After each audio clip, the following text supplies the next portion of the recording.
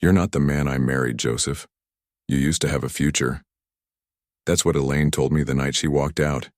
You know that saying, when the money runs out, the love runs out. And that's when I realized she'd never loved me. Just my paycheck. My name is Joseph Taylor. I was 46 when everything fell apart.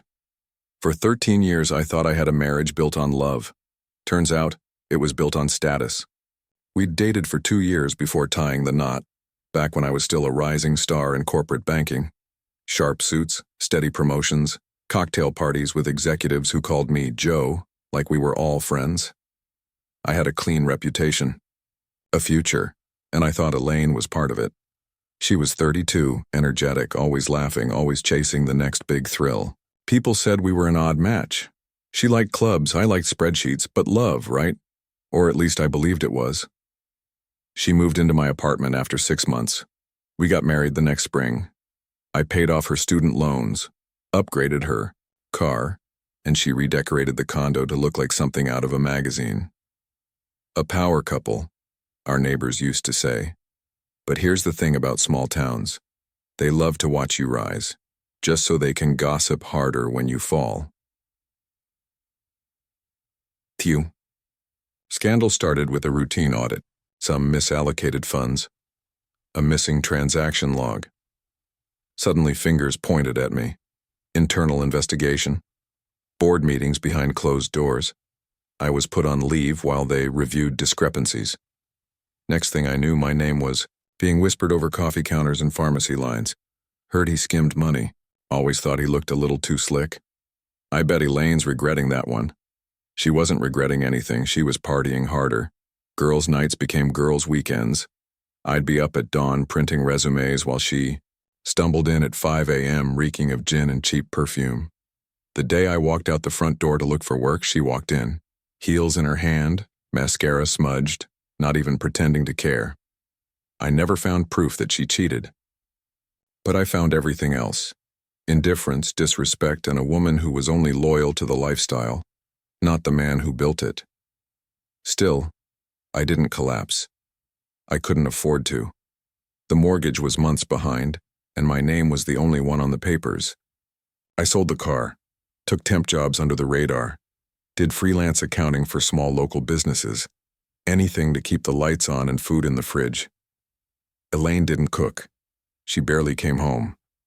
And when she did, she brought her attitude with her. There were nights I sat alone in the kitchen, lights off, wondering how I went from respected banker to ghost in my own home. The town had already judged me.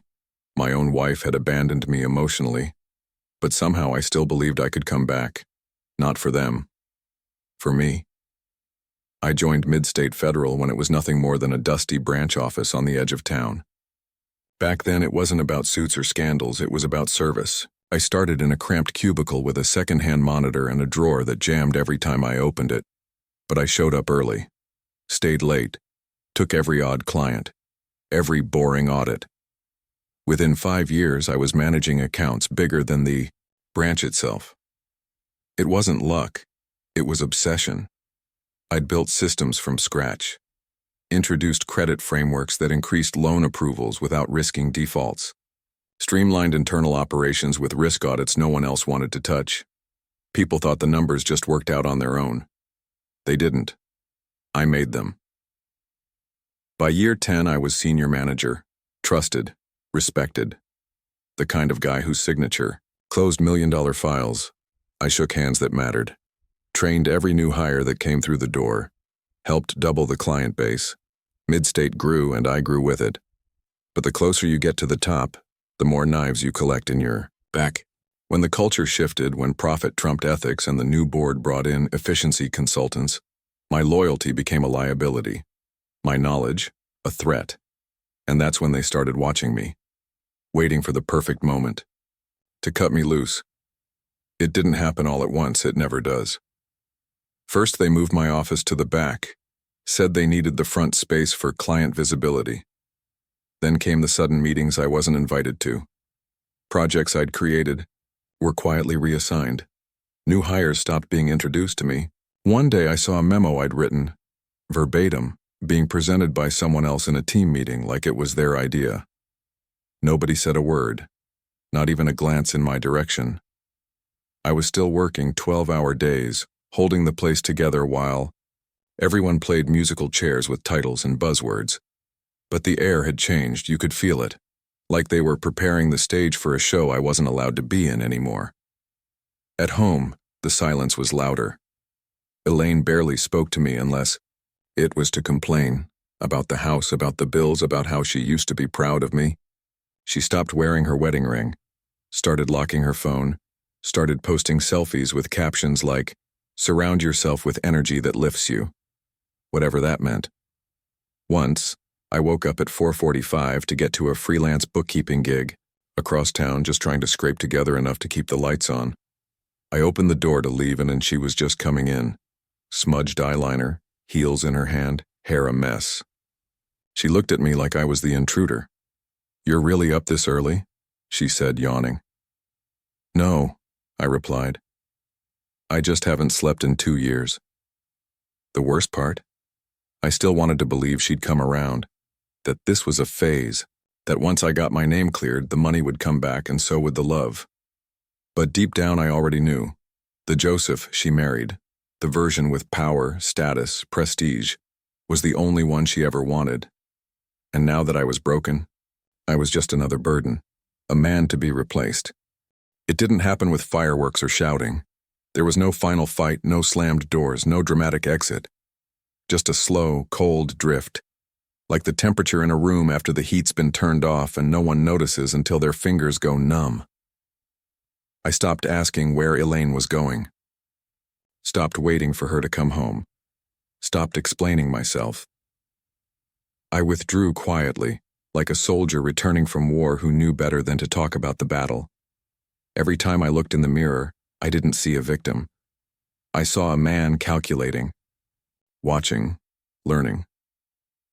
I knew I couldn't clear my name overnight, in a town that treats rumors like gospel and facts like afterthoughts. So, I let them talk, let them whisper, let them laugh. But while they gossiped, I was building. I took the last few dollars I had and bought an outdated laptop from a pawn shop, downloaded open-source financial tools, rebuilt my knowledge from the ground up. Nights became spreadsheets, days became cold calls.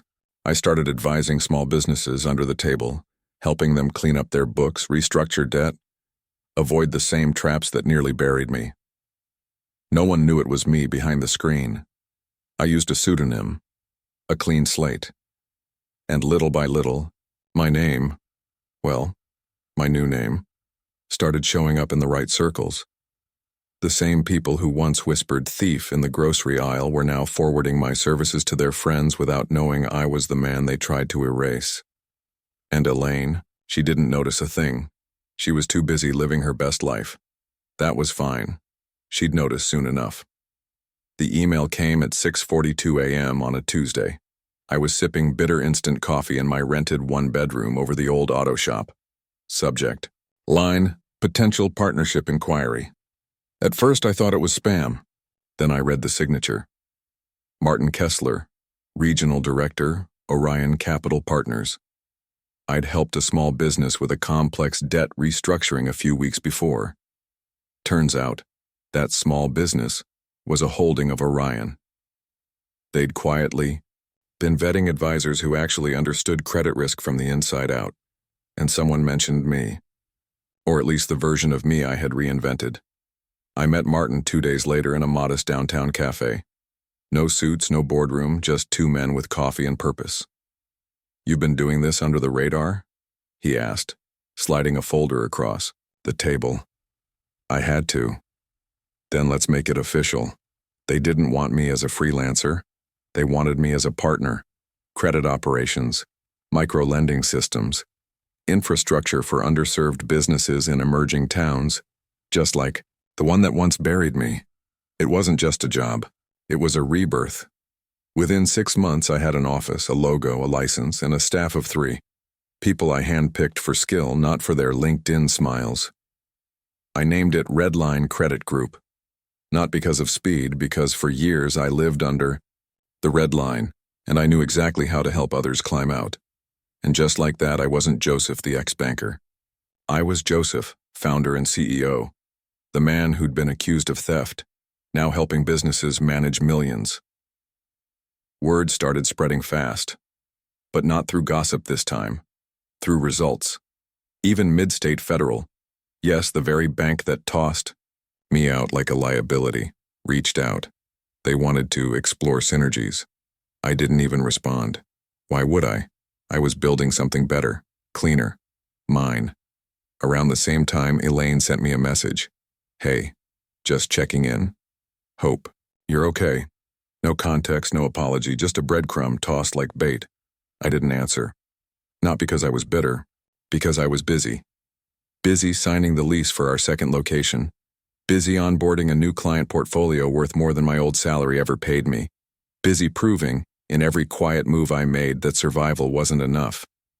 I had won. I filed for divorce that fall. No fights, no drama, just a clean break. Her lawyer looked confused during the mediation when I declined spousal support, property claims, and any attempt at financial compensation. You're sure? He asked. I nodded. Tell her I got what I needed already. When the papers were signed, I walked out of that courthouse lighter than I'd felt in years. Because she didn't just lose a husband, she lost a kingdom she never helped build. I never planned to look back. But sometimes, the past knocks on your door just to show you what it's become. It started with a headline. Mid-State Federal faces class action over mishandled funds. Then another. Former executives under investigation for internal fraud scheme. Turns out, while they were busy framing me, the real theft was happening 2 floors up. The same CFO who'd discovered irregularities in my reports. Charged. The same board members who voted to let me go, quietly resigning. The whole tower of cards was collapsing, publicly, painfully, and without a single mention of the apology I deserved. In town, the whispers shifted. People who once crossed the street to avoid me started sending friend requests. Crazy how things turned out, huh? Always knew something felt off about that place. Yeah, sure they did. Elaine, of course, was nowhere to be seen. Word was she'd moved in with some guy 10 years younger who bartended at one of the new rooftop places. Someone who got her energy. I didn't care. Not anymore. One afternoon, I got a call from my old neighbor, Mrs. Halford. Joseph, honey. Elaine's at the church office. Crying about legal stuff, I think. Something.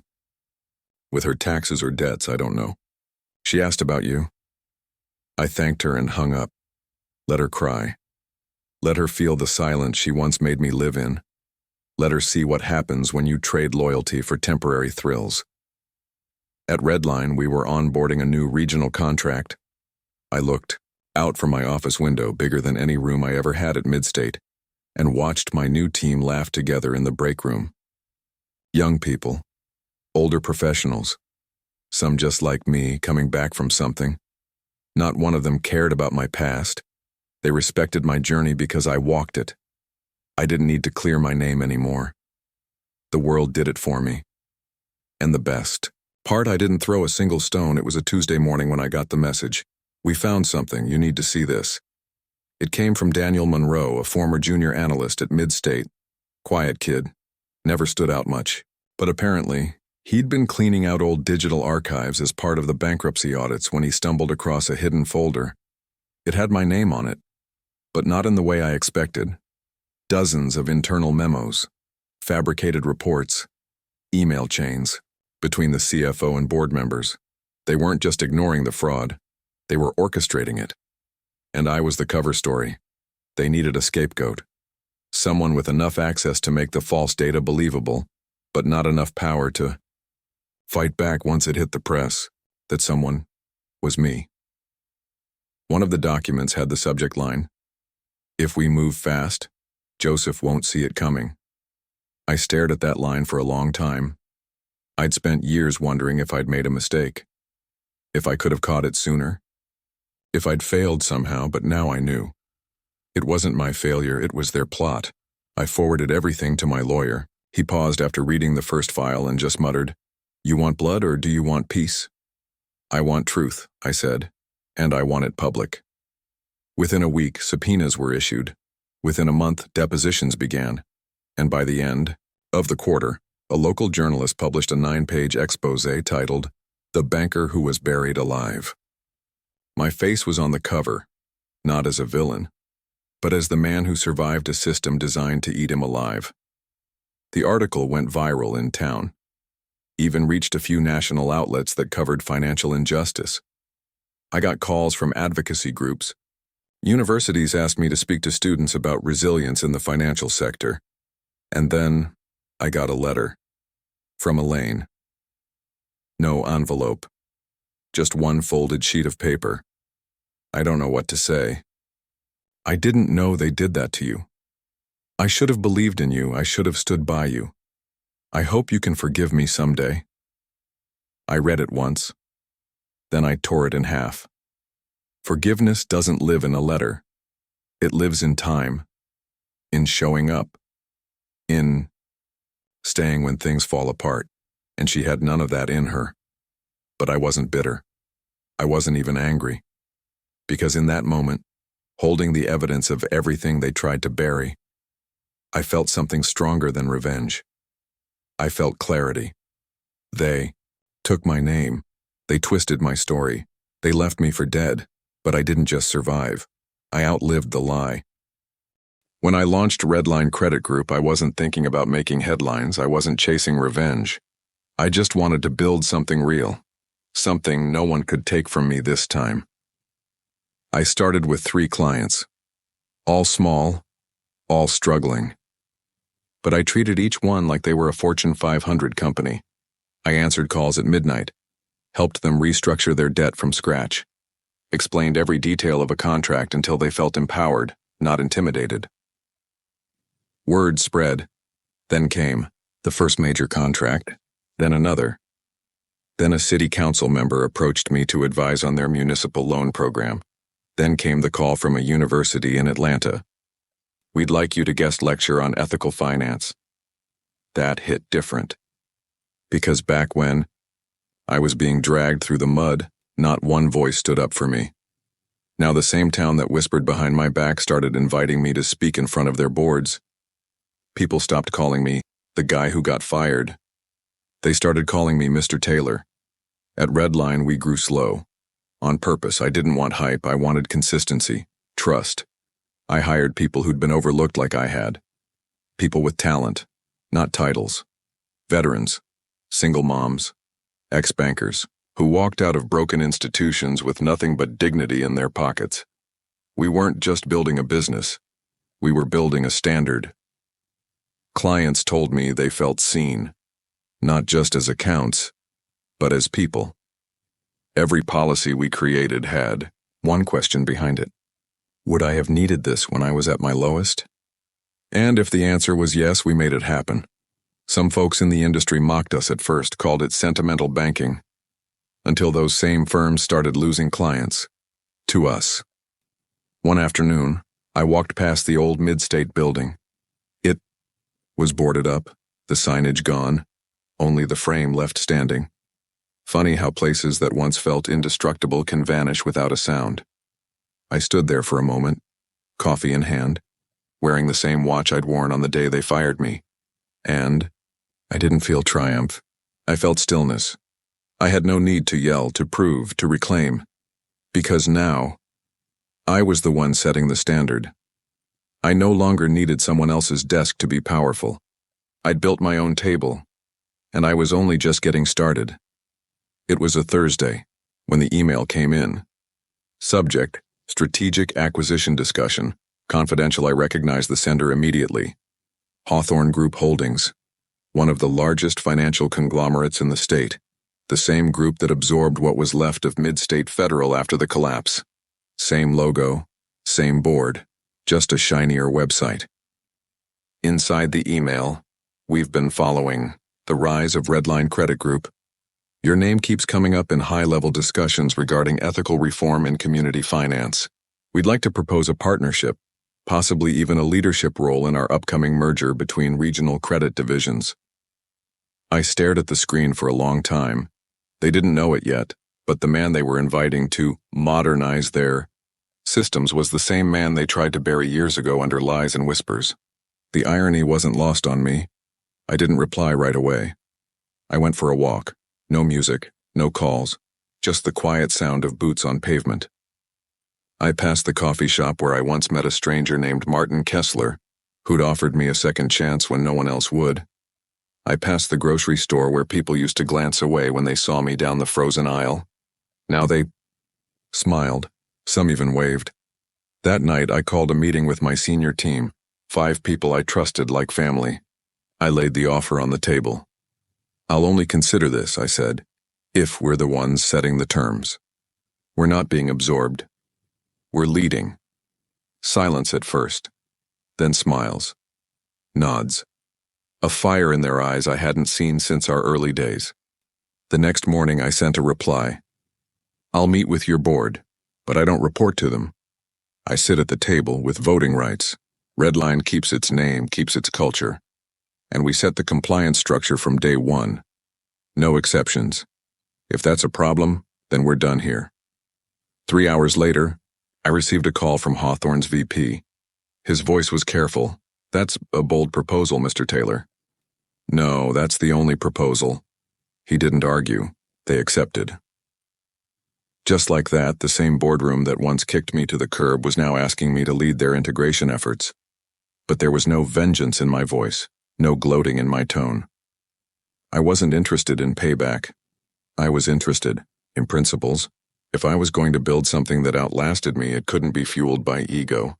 It had to be built on value, structure, integrity. So I returned to my office, looked out across the city I used to hide from, and whispered to myself, let's build it right this time. No red carpet, no big announcement.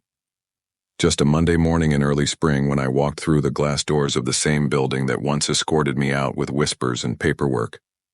Only this time, my name was on the plaque near the elevator. Redline, Strategic Operations, Executive Level. I walked past the same receptionist who had avoided eye contact years ago. This time she stood up straight and smiled. Mr. Taylor, welcome back. The irony didn't sting. It felt quiet, like stepping into an old room you've repainted, remodeled, and now barely recognize. The top floor had been renovated. New layout, new team. But the bones were the same. The view of downtown hadn't changed. Neither had the parking garage where I once sat in silence, gripping a coffee cup I couldn't afford. Now I had a corner office with windows on both sides. But I didn't stay in there much. I walked the floors, talked to analysts, sat in on credit assessments. Not to micromanage, but to stay human. I remembered what it was like to be overlooked, to be just another name on a spreadsheet. That wouldn't happen on my watch. One afternoon, during a leadership Q&A, a new hire asked me, "Sir, how did you get here? What's your story?" I paused, smiled. I was fired from this very building, accused of something I didn't do, lost everything, started over, built a team, built a system, and now, here we are. No applause, just a room full of quiet, respect, and that was enough. Later that week, I ran into one of the old board members in the lobby. He looked older, slower. His smile didn't quite reach his eyes. "Joseph, didn't expect to see you here." I buttoned my blazer. "You'll get used to it." He nodded and stepped aside. No hard feelings, but I wasn't making room anymore. I wasn't back to prove anything. I was back because I belonged. I used to think success was about numbers. How many accounts? How many zeros on the check? How many square feet in your office? But as the years passed and Redline grew stronger, I realized something. Legacy isn't what you build. It's what you leave behind in others. So I started a program. We called it Second Ledger, a training and mentorship track for people just like I once was, discarded, overlooked, misunderstood. Ex-cons, single parents, veterans, laid-off workers from places just like Midstate. We didn't just teach credit analysis or financial strategy. We taught resilience, how to rise, how to protect your name, How to build a future even when the past tries to chain you to it. I showed them the blueprint I never had. And in every session, every graduation, every thank you that came with shaky hands and hopeful eyes, I saw my purpose. I haven't remarried. Haven't found a queen for my kingdom yet. But maybe that's because I'm still building it. 1 soul at a time. They called me a thief. She called me a failure. And I called it the end. But it wasn't. Because real value doesn't scream. It doesn't beg to be seen. It just keeps showing up. Quietly. Consistently. Until no one can deny it anymore.